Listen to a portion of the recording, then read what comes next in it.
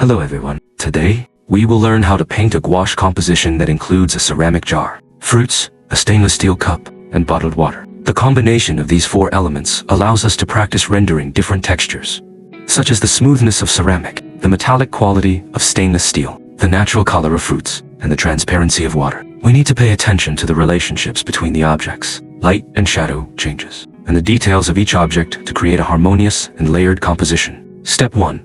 Composition and sketching. Composition is the foundation of the painting. You can consider using a diagonal composition to give the relationship between the four objects a dynamic and rhythmic feel. For example, you can place the ceramic jar in the center or slightly to the left, the stainless steel cup on the right, and arrange the fruits around these objects. When sketching lightly, ensure that the proportions and positions of each object are well balanced and avoid overcrowding or imbalance in the composition. Step 2. Laying the background color and overall tone. The background color should complement the objects without overwhelming them. You can choose warm grays, beige, or wood tones for the background, as these colors will enhance the texture of the ceramic, metal, and fruits. Use a large brush to block in large color areas for the background, establishing the overall light source and shadow direction for the objects, setting the stage for subsequent detailing. Step 3. Rendering the texture and shine of the ceramic jar. The ceramic jar has a smooth surface and rich reflective qualities. To depict its texture, pay attention to the following highlights. The ceramic surface often has a strong sheen, so use pure white or very light colors to depict the highlights and reflections.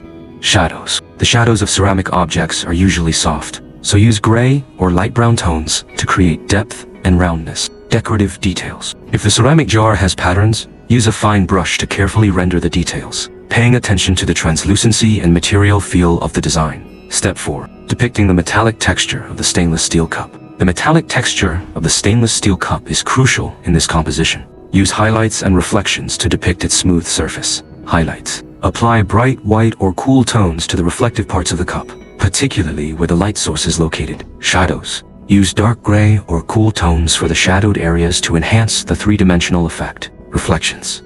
Pay attention to how the cup reflects surrounding fruits, and the table surface these reflections will add realism and dimension to the metal. Step 5. Rendering the color and texture of the fruits. The key to painting fruits lies in color transitions, light and shadow effects, and texture rendering. Each fruit has its own characteristics that need to be depicted. Apples, oranges, etc. Use color transitions to portray the glossy skin of the fruit, applying warm and cool tones to make the fruit appear vibrant and three-dimensional. Grapes and other translucent fruits. Use gradients of color to depict the layers and transparency of grapes, leaving white spaces in the highlight areas to emphasize their juicy and transparent nature. Detailing. Pay attention to the small textures and light reflections on the surface of the fruit to make it look more realistic. Step 6. Depicting the transparency and light effects of water. The transparency of bottled water is one of the challenges of this painting. We need to express the clarity of the water and the reflections from surrounding objects. Transparency. Use gradients of blue, gray, and white to create the transparent effect of the water.